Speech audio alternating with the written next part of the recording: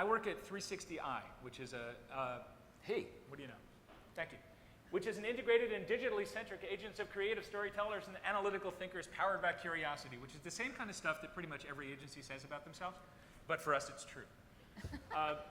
We do it. We spend a lot of time looking at data and pulling insights out of that and then doing things. One of the things that we realized, though, is that pretty much everybody in the world now is walking around connected to the internet all the time. We are carrying very powerful computers with us. We work with this stuff all the time. And at some point in the exchange, there's a digital component. So we focus on that. We focus on that for a lot of our clients. Now, we have some great clients. Many of them apparently represented by X's, but many of them are very, very appreciative of the fact that the internet isn't going away. They realize that being on top of things digitally helps them do business, but it also helps perception. And these companies need to be thought of as hip and cool because they're all going after people like us, which is great. The big X in the bottom, we just added Subway as a client, and that's very exciting. Now, but a lot of them don't really know a lot, so we have to work with them, and they're a little bit scared, so we need to educate them, and that's part of what we do. So I am this guy there.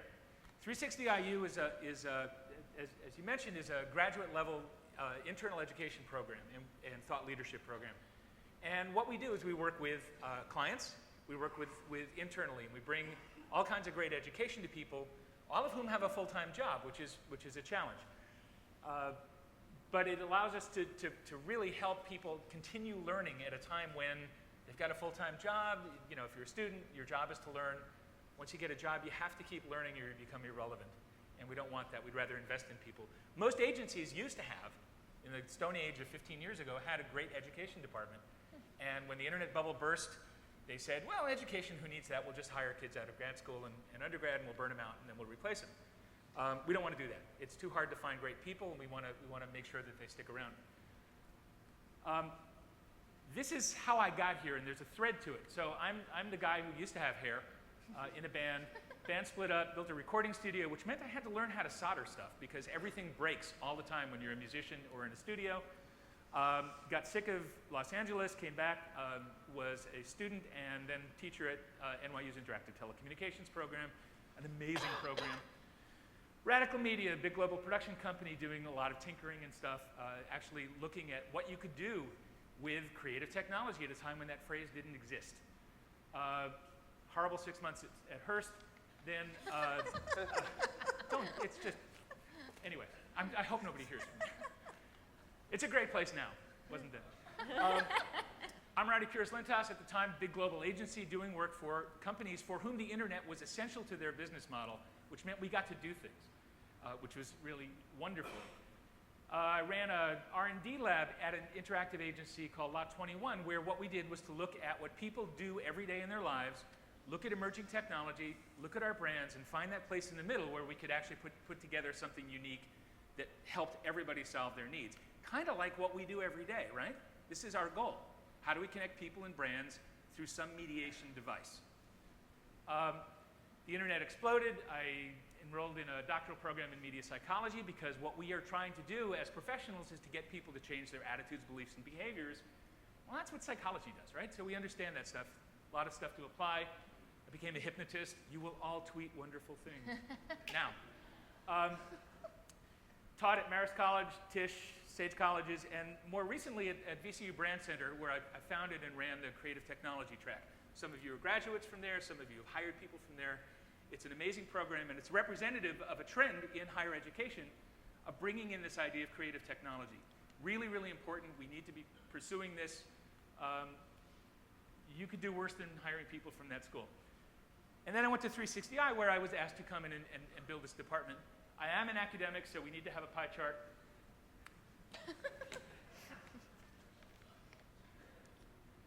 And we can leave it there. Our clients are sometimes a little scared of technology. Some of our peers are as well. Sometimes fear is okay. And I love this picture. It's wonderful. It's a great call to action, too. We need to help people get over that, and education is really a way of doing that. And that became kind of the reason for 360IU. Now, it says in letters there and over here, learn, do, teach. And that was a phrase I came up with when I was trying to describe the attitude of a creative technologist when I was back at the Brand Center. And we've taken it on. We need to learn this stuff, right? We're all good at learning. We like to learn. We need to do things, because otherwise, what's the point of learning it? And the missing piece is teaching it. This is a model that surgeons use when they learn how to do a procedure. They learn it, they do it under supervision, and then they teach it to somebody else. In the course of doing that, you embody it. We do this all the time, asking people who learn things to share them. If they share them, one, more people know them. Two, they get better at whatever it is that they do. And three, it's kind of like a slow viral thing. Because I'm teaching you, you're teaching somebody else teaches somebody else, and we pass that along. And that works really well as a core methodology. This is a bunch of strategists learning about psychology and learning about technology and the kinds of interactions that those two can have. We have a bunch of different kinds of classes. Anybody had a great idea and was unable to sell it through to whoever you had to sell it through to? It's never happened to anybody but me. Yeah, and so part of this, and you get pissed off, why don't you get it? I don't understand, it's such a great idea. Part of what we need to do is to present well, so we do presentation workshops on how to sell your ideas, not just to clients, but internally. We do different ideation techniques, whether it's looking at design thinking approaches or schema mapping or other kinds of things that we can do to come up with better ideas, more holistic ideas. We are starting to do some programs, and hopefully I'll get this set up for next week, where we're teaching 3D modeling for printing, because that's becoming more and more important to be able to put an object in a client's hand or in somebody's hand and say, it'll kind of work like that. So 3D modeling, physical computing, working with Arduino, Raspberry Pi, things like that. For everybody, we want everybody in the agency to be playing with this stuff. Now this is taking place in a department meeting. Because as I said, everybody's got a full-time job. How do you get people into a room? It's hard to take extra time, so I try as much as possible to bring the education to people where they already are. We also have classes that people can come to, and I try to schedule those around openings in the day. There aren't a whole lot of openings in an ad agency day. But that works pretty well. This is up in one of our Canada offices, working with clients and employees, talking about digital and mobility and the kinds of places where this can affect the brand. If the only people who know this stuff are the technologists, it's going to sit in technology and it will never happen. We need to get our clients educated on this just as well, and account people and everybody else. So we do this kind of stuff a lot. We also do a larger thing. This is for about 350 of our intimate client friends. And the topic of this thing that we do once a year, this year was on mobility and digital, and in particular big data. It gives us a chance to talk. Remember, we wanted to teach, right? But it also, we invited people. This is David Karp, founder of Tumblr, and to give him a chance to talk as well. Really great for the agency, really great for our clients who were there. That's part of my desk. It probably looks a lot like a lot of your desks. My desk isn't the only one that looks like this, although mine's the sloppiest. A lot of our tech leads have desks that look like this. We're getting great creative technology out of some of the strategists and community managers and creatives. Because, and I try to encourage this, and if somebody says, I need a thing, I get a thing for them, and we make sure that we have people who can teach them how to use the thing, and that they have a forum to talk about the thing. That's happening more and more, where this is kind of spreading throughout the entire thing. We have a lab. Everybody have a lab at their agency? All right, everybody has a lab. You can tell it's a lab, it says, right there. Most labs that I've been associated with at agencies are really bought with the best of intentions, and they're put there, and they become a stop on the client tour. Look, we have a lab, and they dust off the stuff and make it shiny for the day. And other than that, it doesn't really get used. This is a mess because it's being used. We're prototyping in there all the time. We're starting to teach classes out of there where we can use the tools to really get stuff done. And it's a nice way of spreading that through the agency. So it's not just for the cool kids, it's not just for the AV squad, it's for everybody in the agency, and this is open to everybody. Some tips on how we do this, and I think some approaches to take if you're trying to look at education within an agency environment. One, recognize that people have full-time jobs. Bring the education to them, bring learning to them. Do them in standard meetings, but also create opportunities to teach within places where people are already gathering. Teaching doesn't always have to be formal. If you want to get buy-in from those on high, from execs, make it outcome-focused and measurable. Learn this in order to do that. It's hard sometimes to come up with a measurement, but when you do, and you can tell your boss, this is what we're going to learn, you're going to get support for it. Otherwise, it's hard to get that in there. You got to encourage leaky silos. Not every meeting needs to be a meeting, right? So we have Outlook, wonderful thing for setting up meetings. Click, it's a half an hour. Click, it's an hour. Click, it's an hour and a half. Click, it's 2 hours. Sometimes you can get an awful lot done by walking over to somebody and spending 5 minutes and saying, dude, I got this serious thing. I don't know what to do. I want to project dots on people's faces. Can we do that? Yeah, he says. I know how to do it. Great. Now I can go back and keep thinking about that. Leaky silos. Be in those meetings.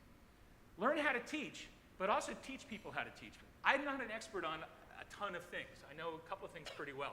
But we have subject matter experts just like you are and just like you have in your agencies. Learn how to teach and then teach people how to teach. A lot of my job is helping people come up with outcomes, helping people come up with a lesson plan. Anybody ever had a really good idea that legal killed? Yes. Yes. Definitely. Right. Remember, make friends with legal. They are your friends, not your enemies. Even though, well, anyway. Legal will never let us do that. Legal's job is to advise on risk.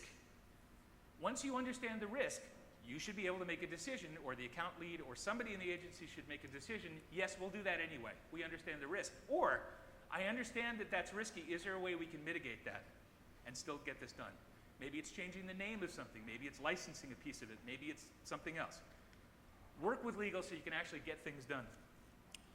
And in terms of being a creative technologist, in an agency, you have to market yourself. You have to market what you know how to do, and you have to market yourself. If we want clients to ask for something better than this, remember this? This was the best iPhone app, according to CNN Time and the New York Times when it came out. Fake drinking beer, cost you 99 cents, and you used it once at a bar and put it away embarrassed. A lot of clients may still like this kind of stuff. We need them to ask for more. We need them to accept more. We need people internally to think more about technology integration than something like, let's stick a QR code on it and throw it, you know? It's one of my favorite charts. There are good uses of this, but there are other ways of integrating technology we need to educate people on how to do. And I think even more importantly, if you hate the briefs you get, if you don't want to be treated like production, hey, we had this great idea, we thought it, we got approval from the client, go make it. If you don't want to be the go make it guy, make sure you're writing the briefs. Walk to those meetings. Invite yourself to them, even if you're not invited. Have those drive-by conversations with the people who are doing that stuff. Get your ideas in there. Get off your ass, walk down the hall. Make sure that you're writing those things. You have an awful lot to say. You got to be heard, or it doesn't matter. And I think finally, you got to make great stuff. This is one of my favorite quotes from Picasso. I'm always doing things I can't do. That's how I get to do them. And I think that's what we need to be doing. I don't know how to do this. That was the thread for me that connected all of those different things in my career. We don't have a clue how to do any of this stuff, but we know it's probably possible. Let's figure out how to do it. Great, Mark. Thank you so much, all of you. I think this is great. Really great. So we don't have a ton of time, but if you have questions, there is a microphone right over there. And I'm going to sort of kick us off with the questions. The sense that I got from all of you was creating time and space to have these thoughts, right? How many of you feel like you have the time to sort of explore some of the wackier ideas that are going on in your minds? No one feels like they have the time. How many of you feel like you should be creating the time to have those feelings? I mean, all right, nobody wants to have any creative thoughts. Come on. That doesn't wake you up. Seriously, that was like, I just programmed your brains with that noise, by the way. So before we go to the first question that we have there, I want to know, Mark, how directly are you connecting, when these people are having all these great thoughts, how directly are you connecting it to what needs to be going on for the client? Are you saying, you know what, this is a safe space to explore your brain? Are you saying like, this, okay, and now let's take that and let's apply it to this account? Both. And a lot of what I do is try to know what's going on in the agency, know which clients are doing what kinds of thinking, inviting myself to a lot of brainstorms or a lot of sessions so that I have an idea of the kinds of things that we're going to be doing. guess our mics are off. And then trying to connect, oh, you're doing this cool thing, that might work over here. Or we have a vendor coming in, and they've shown some technology that they think is great for our community management team, but I think it's really going to be great for something else. And I'll try to make those introductions and move things around. So things are applicable, definitely, like it's happening. Okay, very good. Maybe not immediately, but Okay. in the long run, we need to make sure everybody knows about this stuff so they can find application. Great. Do you have a question? Oh, does anybody have a question? Please raise your hand if you have a question. Otherwise, I'm just going to keep going. And it's all going to be about me. Nobody? Okay, so my other question was Zach. Oh, great. Go on over. Tell us who you are. Well, my name is Skylar. I work at Yeah, go ahead and I can repeat it. I have a question for Mark. Do you think that the internal agency university model is emulatable, or is 360i sort of a special case? Like, should we all be doing this? Is it possible? How do you get sort of budget and allocation to do such an expansive program? Hey, that's a great, you all heard the question? So the question was, should we be replicating this in all agencies, this idea of an internal learning space? Yeah, now we're very lucky because Brian Wiener, who's the CEO of the company, said we will have this. And that, when you start off with that, it makes it a lot easier. But yes, we need this in every agency. We need this in every place we're working where there's an opportunity to take great creative and strategic ideas in a technologically mediated world and bring them to life. And we have to find the time. It may be challenging. It could be, you know, the after-school club, the cool kid club that does this if you can't get formal buy-in. But absolutely. One thing we learned from our friends at Craft is that if you call something a pilot program, you're more likely to get it approved. Low risk. With lower risk. So we can say our goal is to set up the school. We're going to test it by doing one class, measurable outcomes. Let's see how it works. Give us some money over time to do that and do it. I'd like to go back to you, Limor, which is this question of who this next generation is, because I think for a lot of us, we think of ourselves either as a creative person or a tech person. And do you think that the younger, the little ones, or maybe even older ones, Georgia, Zach, they don't separate themselves like that? That there's a crossover that's happening, that people are thinking differently, and then of course we have to think of that in terms of who your audience is. Do they approach things differently? Well, I think something interesting that was brought up that I definitely believe is whatever the media is of that time, it seemed so strange and unusual and alien, just like oil paint was weird, or clay at some point was also kind of unusual. It's like, why don't you just like smear stuff on the wall? So like, I think that what I like to say is what we do on the weekends for fun is what we will all be doing at work in about like 2 or 3 years. So, oh my God, I love that. So seeing what were people doing for fun 2 or 3 years ago? Making electronics, building robots, doing cool interactive art. What is everybody doing in like advertising media now? They're using this technology, they're making websites. All this stuff that was the fun hobby is now what we are immersed in. So the Maker Faire, which is on the weekends, is Yeah. going to be, everybody's going to have a desk that looks like Mark's, basically. Yeah, basically. Yeah. No, I mean, my desk is really messy too. That's how you know that stuff is happening. But yeah, whatever you see people doing on the weekends now that is cutting edge and weird and crazy is what everybody will be doing. I remember 10 years ago seeing people building quadcopters, and now you can buy one at Brookstone. And I also see that in terms of just schools. Like my kid has an after-school Lego robotics program, Right. and I keep wondering, why isn't that in the classroom? So maybe it will be, potentially. Yeah, I think that that you start with stuff that's that is done on the weekends, and it's done at home after school, and then it becomes an after-school program, and then it's eventually rolled into curriculum.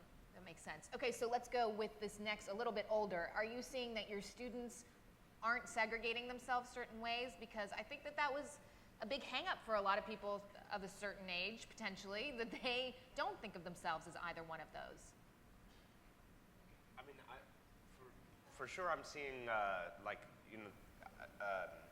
both students that are coming in that have a desire to combine, maybe they're coming from an artistic background, like have a design degree, and they want to learn about how computational techniques can influence their thinking, or they're coming from a comp sci background or an engineering background and they want to make weird stuff,